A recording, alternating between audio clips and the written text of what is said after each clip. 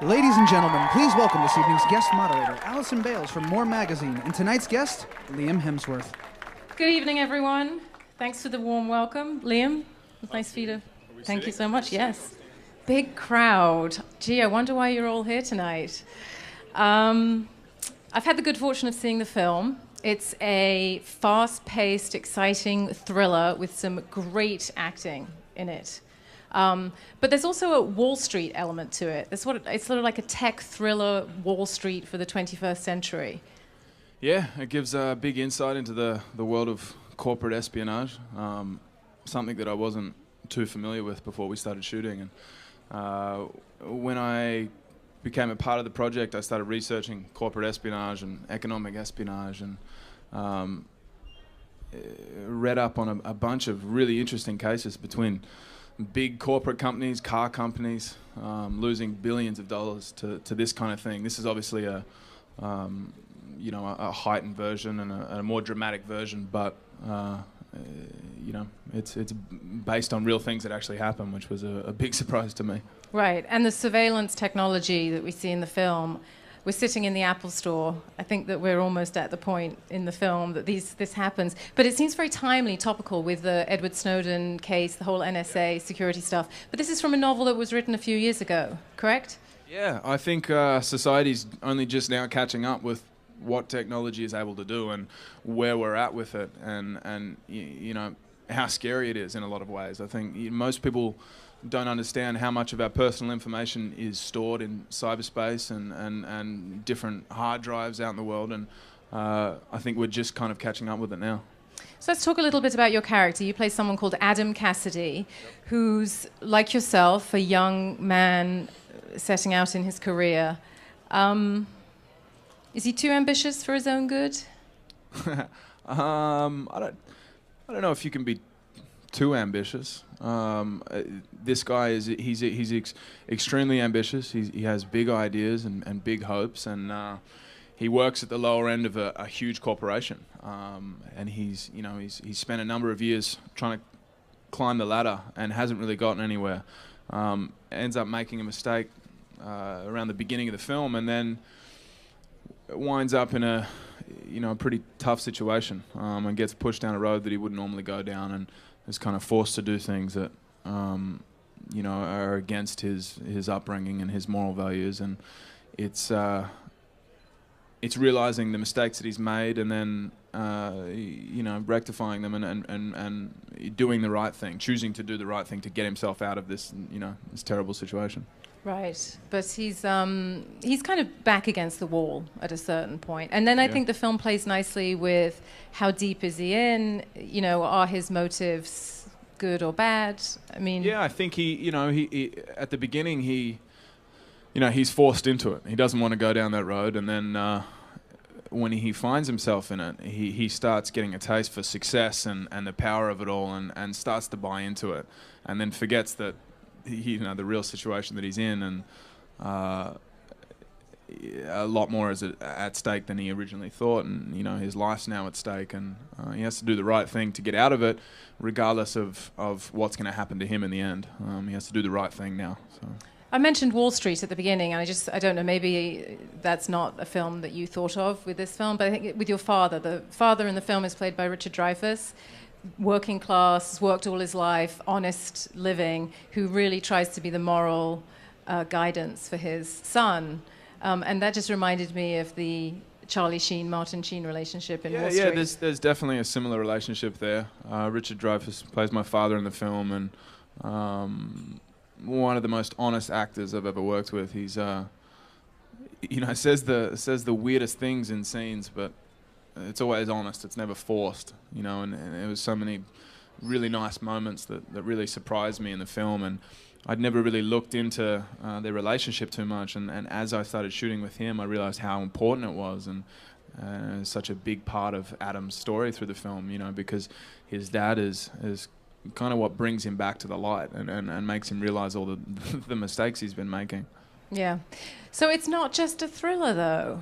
There's a love interest. There is a love interest, yeah. Amber Heard plays Adam's love interest in the film, and she's a a tremendous actress. She's quite intimidating at first, just because. More intimidating than the rest of the cast. Yeah, almost. I would say almost more intimidating than Harrison and Gary. She was.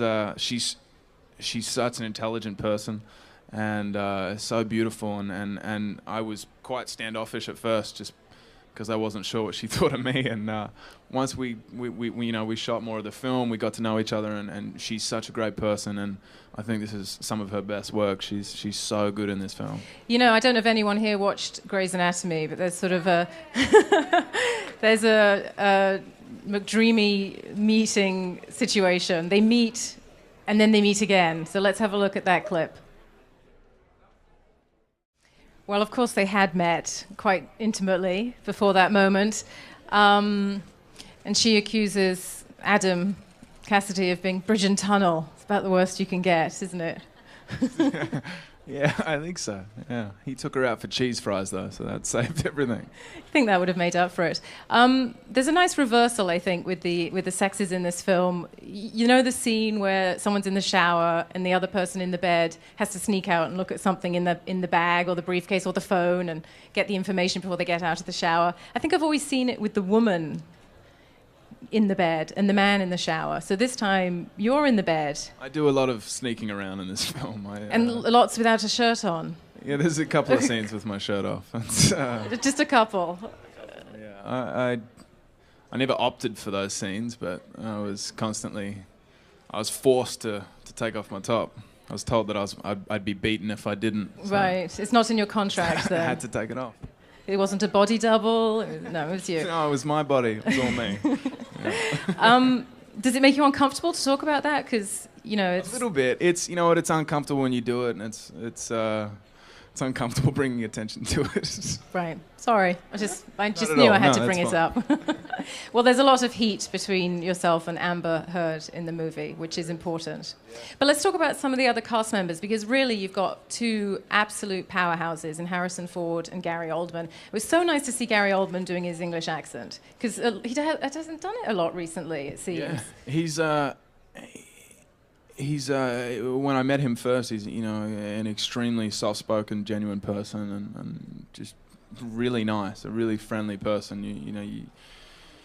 When I got on set with him, we had a scene where he's interrogating my character, and he came into this rehearsal with just so much intensity, and it was really scary at first, because he's such a well-prepared actor and someone who really cares about everything he's doing and also what you're doing and the whole story of the film. And when you're working with someone like Gary, it keeps you on your toes. And we would do scenes where I was constantly surprised by the outcome of things, and where my character would go because of what he was doing. He would just, you never knew what he was going to do. He's such an intense, well-prepared actor. Well, there's a scene where he complains about his cup of tea not being right. Big problem in America for English people and their scary cups of tea. Scary as hell, though. Yeah, it's scary when Gary tells you that. Can we show the clip with Gary next? Well, it's a short clip. That's sort of more towards the end of the film when things have changed a bit. But at the beginning, he's very scary. And Harrison Ford, too. They're both very imposing characters. But as actors, who was the hardest to act against? I couldn't say who was harder to work with. They're both extremely giving actors. They're completely selfless when I work with them, and they were never. I never felt like they were trying to outact me or teach me something. They cared about my part of the story as much as their own, and that was, really grounding to see actors like them who have done so many films that still care about every part of the film. They weren't there for a paycheck or to succeed themselves anymore. It was really about the whole film, and they were both really great to work with. I was nervous about working with them coming into it, but being on set with them, they're just such great guys and really fun and quirky and enjoy making movies. What did you learn from them? Yeah, just seeing how they conduct themselves on set and how much they still care about film and how much they really care about every part of it, not just their own stuff, was really cool to see. Yeah. And Harrison Ford has a really interesting look in the film. Was that? Do you know if that was his idea or was that? It was his idea. Yeah.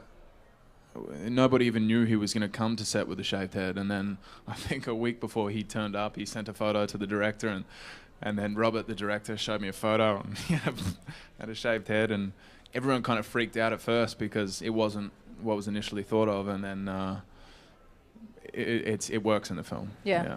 I think we have a clip with Harrison with his shaved head and very trendy glasses.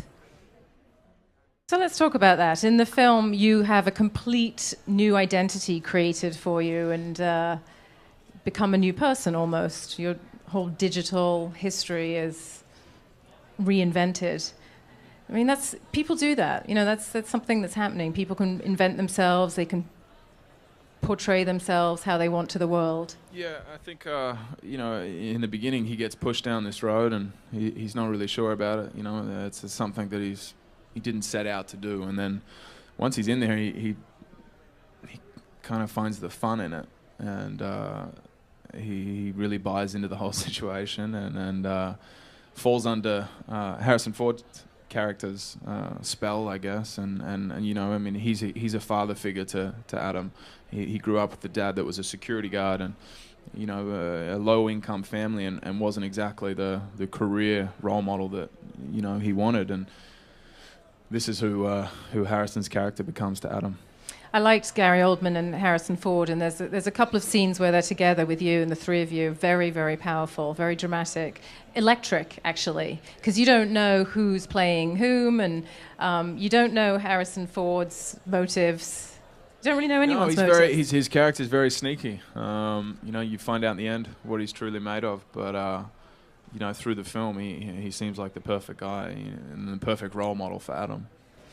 So let's talk about the Hunger Games. I'm sure a lot of people have seen you in the Hunger Games and are really looking forward to Catching Fire, which opens November, is that right? Yeah. So kind of soon.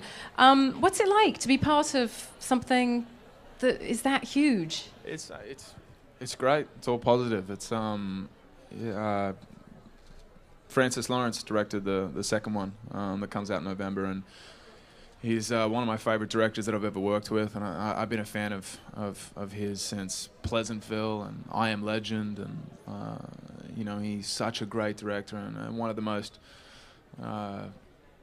well-prepared directors I've ever worked with, but also one of the most relaxed directors I've ever worked with. You know, he's you know, you come onto set and he's chilling. He doesn't seem stressed about anything, and he's holding this whole weight of this huge franchise on his shoulders, and he really pulls it off. And I think what he's done in the second one is amazing. And I think, you know, everyone that comes aboard it is you know, really cares about it. And you know, despite it being a huge franchise, it has really good stories. You know, and so it's really good, strong characters that I think people care about.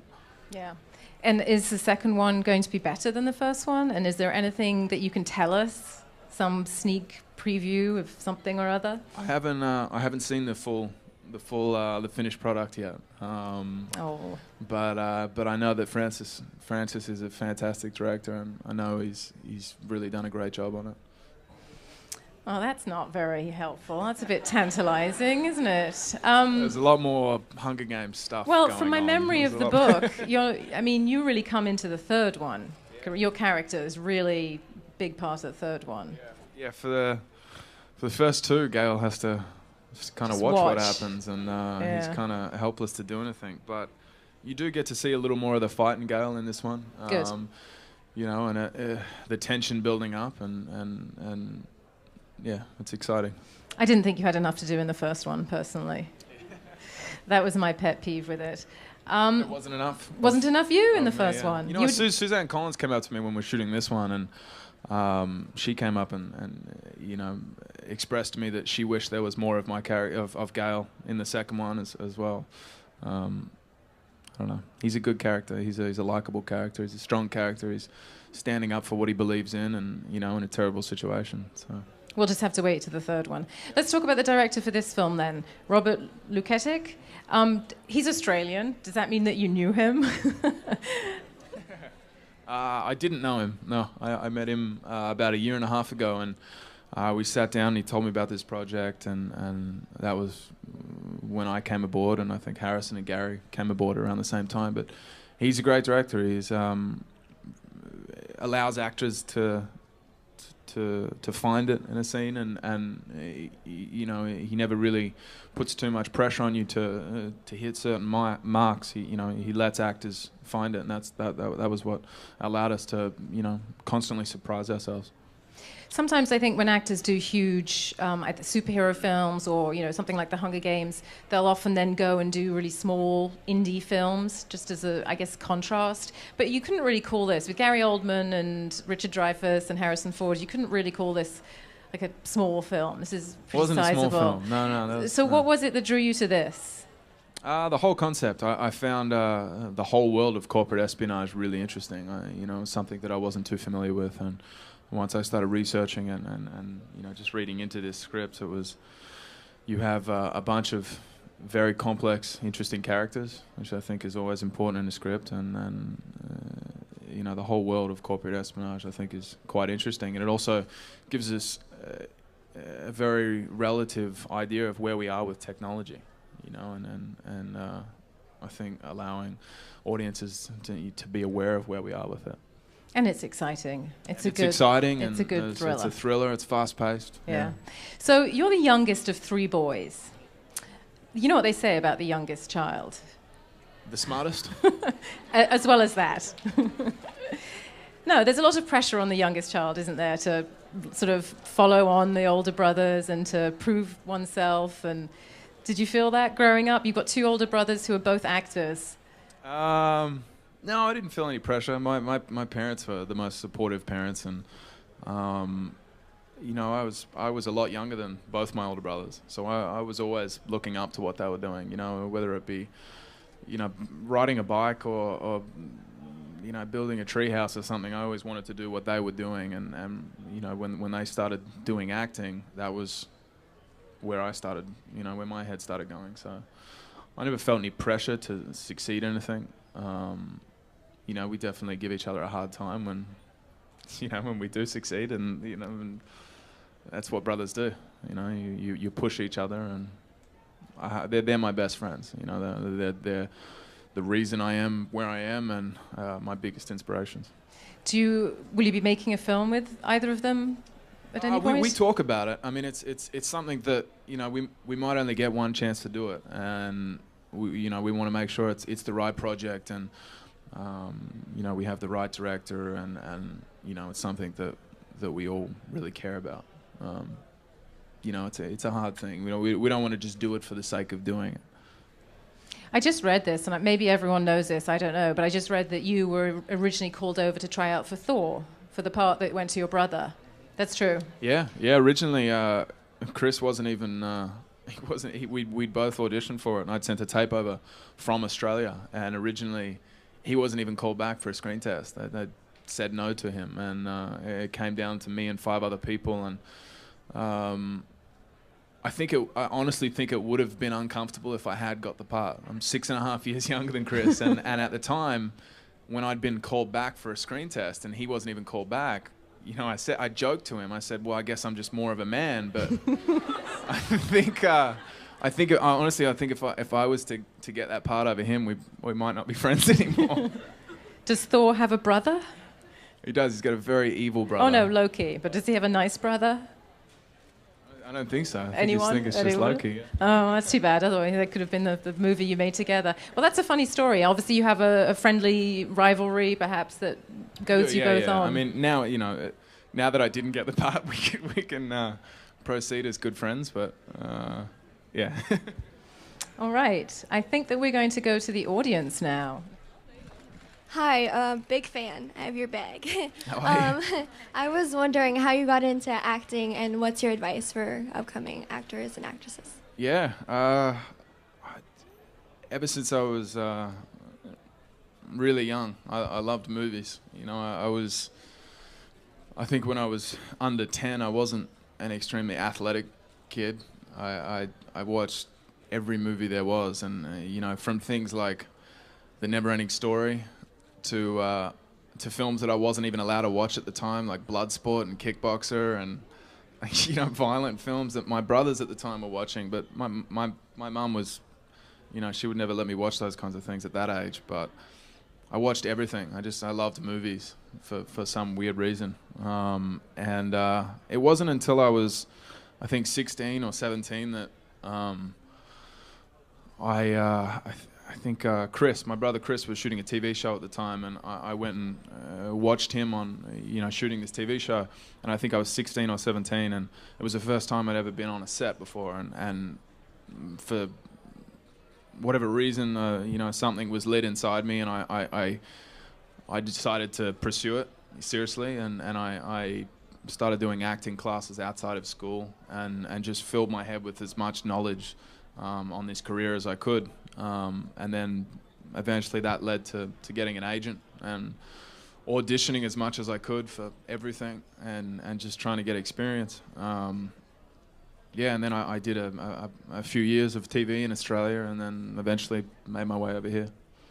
Yeah, I would say advice to young people that want to do acting, I'd say that nobody is going to have too much confidence in you, and then no one is going to pat you on the back and say that it's a good idea.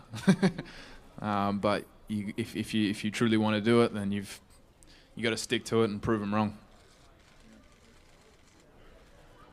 Oh, hello, Liam.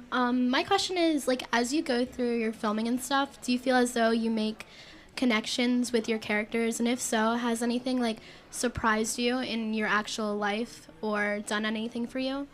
Yeah, I think every film I do always surprises me. A big part of the surprises I get on films are because of other actors. You can never really tell what another actor's going to do, and as much as you try to prepare yourself and think of every different situation you could be in during a scene with another actor, specifically guys like Harrison and Gary, you never know. And you're constantly thrown by what other actors do and how they portray their roles. And I think that's the magic of acting, and that's when you find the best moments, and when you really are surprised. And I think when you're truly able to let go of everything that's going on around you and be in the moment with another actor and truly work off them, that's when really special stuff happens. But every film I do, I'm at the end of it, I'm constantly surprised of the journey that my character took, and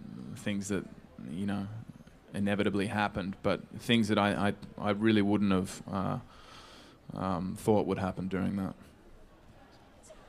Do you prefer acting in indie movies or big productions?